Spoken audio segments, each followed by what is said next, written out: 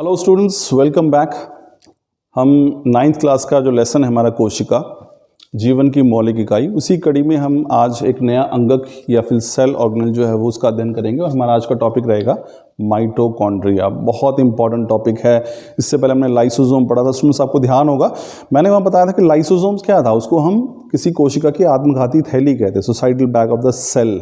ये चीज़ें इंपॉर्टेंट हैं। ठीक उसी प्रकार आज हम माइटोकॉन्ड्रिया की बात करेंगे। माइटोकॉन्ड्रिया क्या आता है? It is called the power house of the cell. कोशिका का ऊर्जा घर है ये।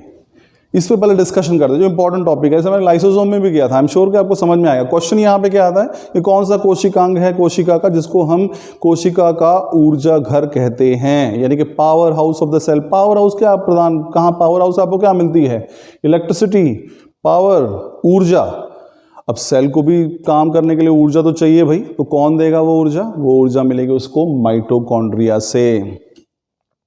लेकिन यहां पे ऊर्जा जो है बिजली के रूप में नहीं है, विद्युत के रूप में नहीं है, उसका रूप है एटीपी। नाम ध्यान रखिएगा, एटीपी, एडिनोसिन ट्राइफॉस्फेट। ये जो है this is called the energy currency. इसे हम ऊर्जा की करेंसी कहते हैं। तो ये ऊर्जा की करेंसी है किसी भी कोशिका के लिए, नहीं कि इस रूप में कोशिका जो है वो ऊर्जा व्यय करती है, खर्च करती है एटीपी के रूप में। चलिए पढ़ते हैं। तो ध्यान रखिए, चूंकि माइटोकॉन्ड्रिया कोशिका के लिए ऊर्जा बनाता है, ऊर्जा उत्पन्न करता है, ऊर्जा उपलब्ध करवाता है माइटोकॉन्ड्रिया, इसीलिए हम माइटोकॉन्ड्रिया को कोशिका का ऊर्जा घर कहते हैं।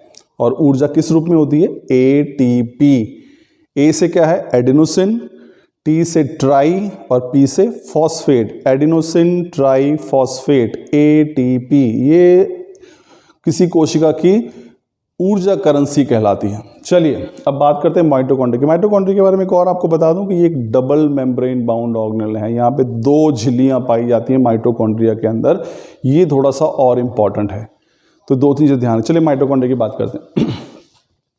अब माइटोकॉन्ड्रिया क्या है? ये एक कैप्सूल जैसी संरचना है जिसके बाहर 2 झिल्लियां रहती है। देखो मैंने पहले बताया था कि डबल मेम्ब्रेन ऑर्गेनल है, 2 झिल्लियां मिलती हैं। तो 2 झिल्लियां रहती हैं। जो ये बाहर वाली झिल्ली है आप देख सकते हैं, एक ही अंदर वाली झिल्ली है। तो बाहर वाली झिल्ली जो है वो छिद्रित होती है। छिद्रित का मतलब है उसमें छोटे छोटे पोर्स होते हैं, छिद्र होते हैं। तो जो बाहर वाली झिल्ली है ये आप देख सकते हैं यहाँ पे साफ तौर पर, इसके अंदर आपको छोटे छोटे छिद्र मिलेंगे। और जो भीतरी झिल्ली है वो वलित होती है। वलित समझते हैं, जो इस प्रकार से वो वलित, ये वलय बने हुए हैं। ऐसे आपने विलाई के भी नाम सुने होंगे। इस प्रकार से अंगुली नुमा संरचना जो होती है इसको हम विलाई कहते हैं। तो ये वलय बने होते हैं। ध्यान रखिए, 2 मेम्ब्रेन है, 2 झिल्लियां हैं। बाहर वाली झिल्ली है वो छिद्रित है, जो अंदर वाली झिल्ली है वो वलित होती है। तो इस वलित, ये जो वलय इस प्रकार से बने हैं, इनको क्या कहते हैं? क्रिस्टी। ये देख सकते हैं, इसे हम क्रिस्टी कहते हैं। तो ये जो वलय बने हुए हैं, उंगलीनुमा संरचना बनी हुई है, ये इसे हम क्रिस्टी कहते हैं। माइटोकॉन्ड्रिया के भीतर जो है श्वसन होता है जिससे ऊर्जा निकलती है। ध्यान रखिए, तो उसमें श्वसन होगा। श्वसन का आपको मुख्य उत्पाद आपको पता है कि जो कुछ भी बने साथ में ऊर्जा जरूर निकलती है। तो इसके भीतर श्वसन होता है जिससे ऊर्जा निकलती है। और इसी ऊर्जा का जो संचय होता है, यानी कि जो हमारे पास बचा के रखना है इस ऊर्जा को, वो ये क्रिस्टी करते हैं। किस रूप में? एटीपी के रूप में। तो श्वसन में जो ऊर्जा निकलती है उस ऊर्जा का संचय, जो उसको हम प्रिजर्व करके रखते हैं, स्टोर करके रखते हैं, कौन करते हैं? क्रिस्टी। यही जो उंगलीनुमा संरचना है, किस रूप में? एटीपी। एटीपी का पूरा फुल फॉर्म क्या है? Adenosine triphosphate. इस रूप में होता है। तो यही एटीपी जो है इसका इस्तेमाल कोशिका के द्वारा, जब भी कोशिका को ऊर्जा की आवश्यकता होती है तो यही एटीपी टूट जाता है। एटीपी ट्राइफॉस्फेट है तो एक और फॉस्फेट बॉन्ड, इसमें 4 फॉस्फेट बॉन्ड होती हैं और सभी में बहुत ज़्यादा ऊर्जा होती है।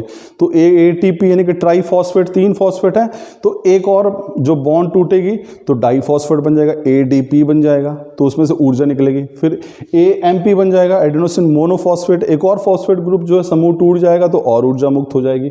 तो जब भी कोशिका को ऊर्जा की आवश्यकता होती है, यही एटीपी जो है वो टूटकर ऊर्जा प्रदान करते हैं। तो आप देखिए कि यहाँ पे क्या है, तो पूरा का पूरा जो ऊर्जा है वो कहाँ से प्राप्त हो रही है? माइटोकॉन्ड्रिया से। अब चूंकि माइटोकॉन्ड्रिया में ऊर्जा का उत्पादन होता है, जैसा कि मैंने आपको बताया था, और किस रूप में? एटीपी के रूप में।